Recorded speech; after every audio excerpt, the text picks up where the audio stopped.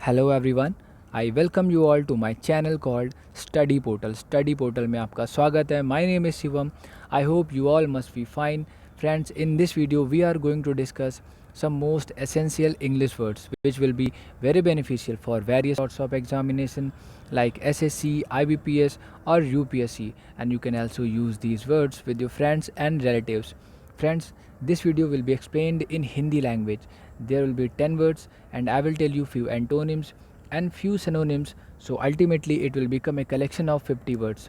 Friends, this is the set number 26. If you want to watch the previous sets of the vocabulary series, you can find them on YouTube by searching Study Portal Vocabulary.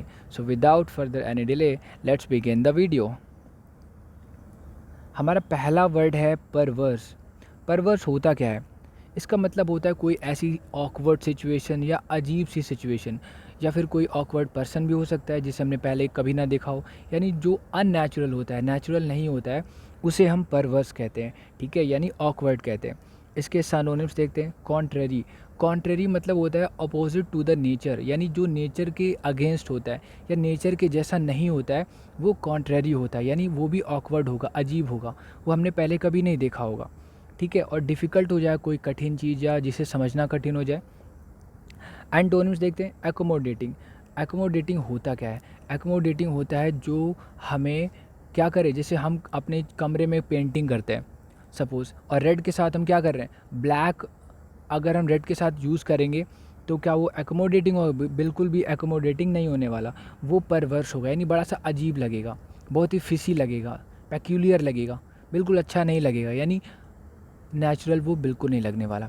यानी अगर हम red के साथ कुछ ऐसा colour मिलाएं जो दिखने में अच्छा लगे तो वो कैसा होगा, वो एकोमोडेटिंग होगा। यानी एकोमोडेटिंग का मतलब कोई चीज़ जो सूट करेगी, है ना। आगे देखते हैं। एग्जाम्पल इसका है Kate's perverse decision not to cooperate held good. यानी जो केट का परवर्स डिसीजन था, उसका ऐसा अजीब सा डिसीजन जो था, नॉट टू कोऑपरेट यानी कोऑपरेट या सहयोग ना करने का, वो हेल्ड गुड यानी बहुत ही अच्छा साबित हुआ। नेक्स्ट हमारा वर्ड है अमॉरल। अमॉरल एक अपोजिट वर्ड है मॉरल का। मॉरल का मतलब तो आप जानते ही होंगे, इसका मतलब होता है नैतिक या नैतिकता। ठीक है, मॉरलिटी, जिसको एथिक्स भी कहते हैं, और जिसमें ए लग जाएगा इससे पहले तो ये अपोजिट हो जाएगा, यानी अमॉरल का मतलब अनैतिक, यानी कि अनप्रिंसिपल्ड। कोई अनप्रिंसिपल्ड पर्सन हो सकता है जिसका कोई सिद्धांत नहीं होता, कोई रूल नहीं होता, कोई लॉ नहीं होता, वो कुछ भी करता रहता है, तो वो अनप्रिंसिपल्ड हो जाएगा या अमॉरल हो जाएगा। इसके अलावा इसके सिनोनिम्स देखते हैं। अनएथिकल, ये भी अनप्रिंसिपल्ड हो जाएगा, और अनस्क्रैपुलस, इन सभी का मतलब होता है अनैतिक। एंटोनिम देखते हैं। मॉरल। मॉरल मतलब नैतिक, ये तो बिल्कुल आसान है।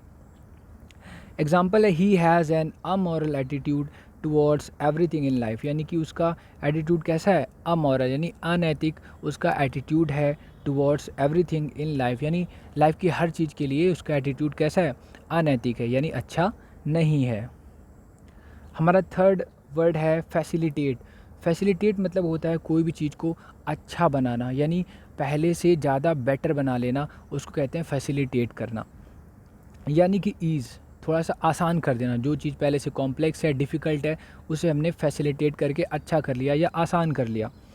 साइनोनिम्स है इनेबल करना या फिर असिस्ट करना। जैसे हमारे फ़ोन में बहुत सारी चीज़ें कैसी होती हैं, एप्लीकेशन डिसेबल्ड होती हैं, तो उसे हम अपने सुविधा के लिए अपने फ़ोन को फैसिलिटेट करने के लिए क्या करते हैं, इनेबल कर लेते हैं, ताकि वो और अच्छा चलने लग जाए। या फिर असिस्ट। असिस्ट मतलब होता है किसी की सहायता करना, इसलिए हमारा जो सहायक होता है उसे हम असिस्टेंट कहते हैं। एंटोनिम हो जाएगा इम्पीड। इम्पीड मतलब होता है क्या, इनेबल या फैसिलिटेट का उल्टा, यानी रास्ते में बाधा डालना, उसे कहते हैं इम्पीड करना। ठीक है, यानी रुकावट डालना। एग्जाम्पल देखते हैं। Schools were located in the same campus. यानी जो स्कूल थे वो एक ही कैंपस में लोकेटेड थे, यानी वहाँ पे थे। To facilitate the sharing of resources, ताकि जो रिसोर्सेज थे उनको शेयरिंग कर पाएँ, है ना, और अच्छे से सुविधाजनक तरीके से। नंबर चौथा हमारा जो वर्ड है वो है प्रीवेलेंस। प्रीवेलेंस को पढ़ने से पहले आपको एक वर्ड पढ़ना पड़ेगा, प्रीवेल। प्रीवेल का मतलब होता है बहुत ज़्यादा कोई चीज़ को फैलाना दूर दूर तक, यानी स्प्रेड करना। तो प्रीवेल से बनता है प्रीवेलेंस, यानी कि प्रसार करना, दूर दूर तक फैलाना, उसे कहते हैं प्रीवेलेंस, यानी करेंसी इसका वर्ड हो जाए, क्योंकि करेंसी जो होती है इसका मतलब सिर्फ मनी नहीं होता है। करेंसी का मतलब जब जो चीज़ दूर दूर तक फैली होती है उसे हम करेंसी कहते हैं। सानोनिम क्या हो जाएगा इसका? जनरैलिटी या परवेजिवनेस। इन सभी का मतलब होता है जब कोई चीज़ बहुत ज़्यादा दूर दूर तक फैली होती है। एंटोनिम हो जाएगा इनफ्रीक्वेंसी। इनफ्रीक्वेंसी पढ़ने से पहले आप फ्रीक्वेंसी पढ़ लो। फ्रीक्वेंसी का मतलब होता है जब कोई चीज़ बार बार होती है तो उसे हम कहते हैं फ्रीक्वेंसी, ठीक है। और इनफ्रीक्वेंसी क्या हो जाएगा? उसका अपोजिट, यानी किसी भी वर्ड के पहले इन लगा दोगे तो वो उल्टा हो जाता है। यानी कि इनफ्रीक्वेंसी मतलब जो चीज़ कभी कभी होगी वो इनफ्रीक्वेंसी कहलाएगी, ठीक है। एग्जाम्पल है the prevalence of obesity is there in adult, यानी कि जो एडल्ट हैं उनमें ओबेसिटी की बहुत ज़्यादा प्रिवेलेंस है, यानी कि उनमें आज्ञा मानने की, यानी वो आज्ञा सबकी मानते हैं। आगे देखते हैं, हमारा फिफ्थ वर्ड है कंटेम्प्ट। कंटेम्प्ट मतलब होता है किसी की अवज्ञा करना, किसी की बात ना मानना, यानी उसको डिसओबे करना, ठीक है। तो यानी स्कॉर्न, स्कॉर्न मतलब होता है किसी को डांटना या किसी को बुरा भला कहना। तो कंटेम्प्ट और स्कॉर्न का मतलब होता है किसी को नीचा दिखाना या बात ना मानना। सानोनिम्स हैं डिसडेन या डिसरिस्पेक्ट। डिसरिस्पेक्ट मतलब जब हम किसी की बेइज्जती करते हैं, यानी उसकी रिस्पेक्ट नहीं करते हैं। और डिसडेन का मतलब भी डिसरिस्पेक्ट ही होता है। एंटोनिम देखते हैं रिस्पेक्ट। रिस्पेक्ट मतलब किसी की हम इज्जत करते हैं, जबकि अगर हम इसको अपोजिट करेंगे यानी किसी की इंसल्ट करेंगे तो हम कंटेम्प्ट करेंगे। यानी कि आपने एक वर्ड सुना होगा कंटेम्प्ट ऑफ कोर्ट, यानी कोर्ट की अवमानना, कोर्ट की बात ना मानना, ठीक है। तो कंटेम्प्ट मतलब किसी की अवज्ञा करना।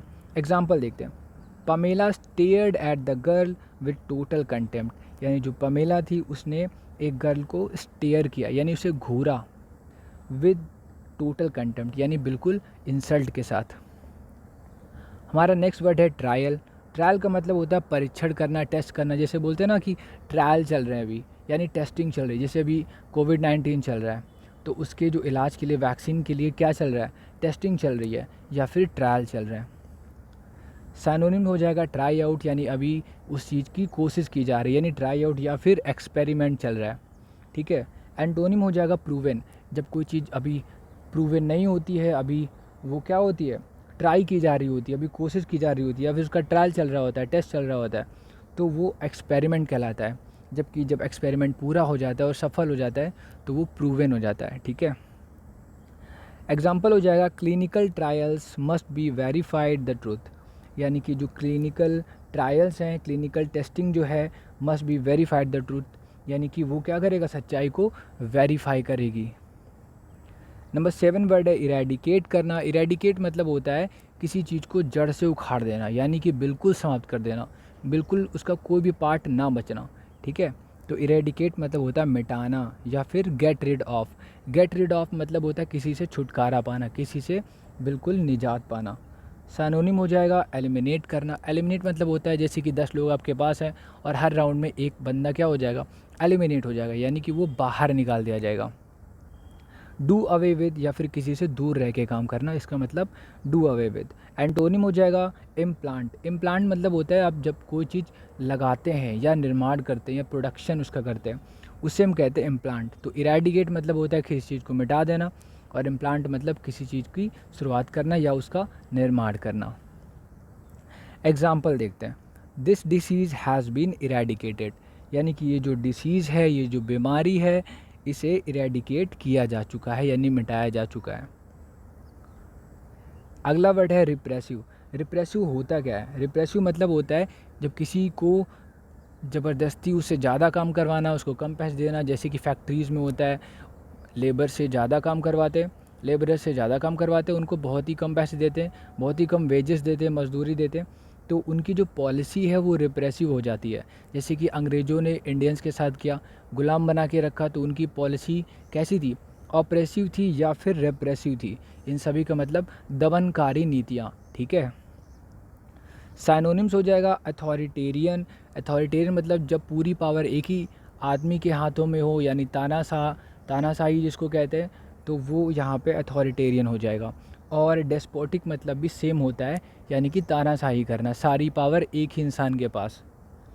आगे देखते हैं एंटोनिम यानी डेमोक्रेटिक। डेमोक्रेटिक का मतलब होता है जब सारी पावर जनता के पास होती है तो उसे कहते हैं डेमोक्रेटिक। जैसे इंडिया एक डेमोक्रेटिक कंट्री है।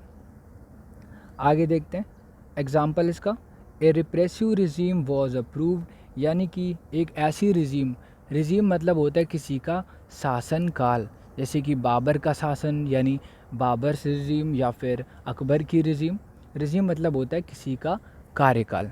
ठीक है, तो रिप्रेसिव रिजीम वॉज अप्रूव्ड यानी कि जो रिप्रेसिव रिजीम थी यानी दमनकारी जो शासन था किसका, किसी का भी यहाँ पे लिखा नहीं हुआ, मेंशन नहीं किया है, तो जो दमनकारी शासन था वॉज अप्रूव्ड, ये अप्रूव कर दिया गया था। नेक्स्ट हमारा वर्ड है ह्यूमिलिएट करना। ह्यूमिलिएट मतलब होता है किसी की बेइज्जती करना या फिर किसी की इंसल्ट करना, यानी कि उसे एम्बैरेस करना। ठीक है, पब्लिक के सामने किसी की इंसल्ट को कहते हैं एम्बैरेस करना या फिर ह्यूमिलिएट करना या डिसरिस्पेक्ट करना। इसके एंटोनिम हो जाएंगे मोटिफाई करना या हम्बल। देखो मोटिफाई मतलब होता है डिसरिस्पेक्ट, जबकि हम्बल आप सोचोगे हम्बल यहाँ पे कैसे लिख गया, हम्बल मतलब तो एक ऐसा पर्सन होता है जो बहुत ज़्यादा सीधा होता है, ज़्यादा खतरनाक नहीं होता है, उसे हम हम्बल कहते हैं। तो यहाँ पे अब ह्यूमिलिएट से इसका क्या मतलब है, तो ह्यूमिलिएट मतलब होता है किसी की इंसल्ट करना, जबकि हम्बल के दो मतलब होते हैं। पहला तो एडजेक्टिव होता है जिसका मतलब एक ऐसा पर्सन जो बहुत ज़्यादा डिसेंट है, इनोसेंट है, बहुत ही हम्बल है, उसका बिहेवियर बहुत ही अच्छा है, मॉडरेट है, तो वो हम्बल है। लेकिन एक वर्ब भी होता है हम्बल, यानी कि किसी को नीचा दिखाना, यानी कि कई लोगों के सामने उसकी जो वैल्यू है कम करके दिखाना, उसे भी हम हम्बल कहते हैं। ठीक है, यानी किसी ने मिस्टर ए ने मिस्टर बी को हम्बल किया, यानी कि उसकी वैल्यू कम दिखाई, कहीं ना कहीं डिसरिस्पेक्ट ही उसे माना जाएगा। इसके अलावा इसका एंटोनिम हो जाएगा एग्रेंडाइज। एग्रेंडाइज मतलब होता है किसी चीज़ को बढ़ा चढ़ा के बताना या फिर उसकी ज़्यादा अच्छे से उसकी बात करना। ठीक है, यानी किसी भी चीज़ की वैल्यू को ज़्यादा अच्छे से या बढ़ा के बताना, उसे कहते हैं एग्रेंडाइज।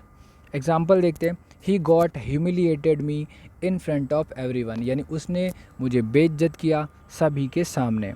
नंबर 10 और फाइनल वर्ड है आज का एनिमोसिटी। एनिमोसिटी मतलब होता है दुश्मनी।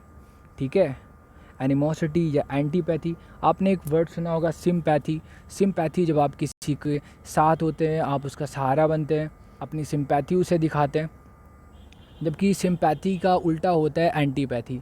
एंटीपैथी मतलब आप उसका सहारा नहीं बनते हैं, आप उसको और मारते हैं, आप उसके और दुश्मन बन जाते हैं। ठीक है, तो एंटीपैथी मतलब एनिमोसिटी यानी दुश्मनी, उसको एनमिटी भी कहते हैं। ठीक है, सैनोनिम हो जाएगा हॉस्टिलिटी। हॉस्टिलिटी मतलब भी दुश्मनी होती है। और फ्रिक्शन, फ्रिक्शन मतलब जब दो चीज़ें आपस में टकराती हैं तो उसमें फ्रिक्शन होता है, तो यहाँ पे फ्रिक्शन का मतलब दुश्मनी ही हो जाएगा। ठीक है, उल्टा यानी एंटोनिम हो जाएगा फ्रेंडशिप यानी दोस्ती। एग्जाम्पल देखते हैं, he no longer felt any animosity towards her. अब वो बिल्कुल भी उस लड़की के प्रति एनिमोसिटी नहीं फील करता, यानी कि दुश्मनी नहीं फील करता। So this is the end of the video. Thank you so much for watching this. Please like the video and subscribe to channel. Thank you so much.